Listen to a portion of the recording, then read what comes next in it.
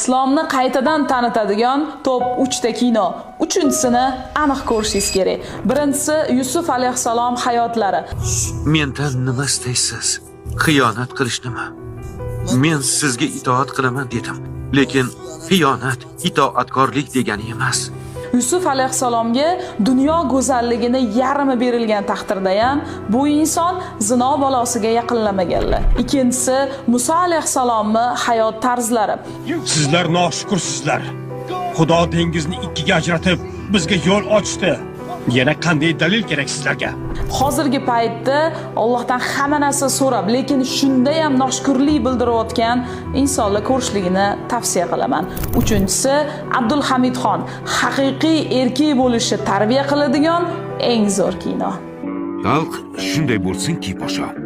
O'sha xalq ichida sharafli odam, halol odam, nomusli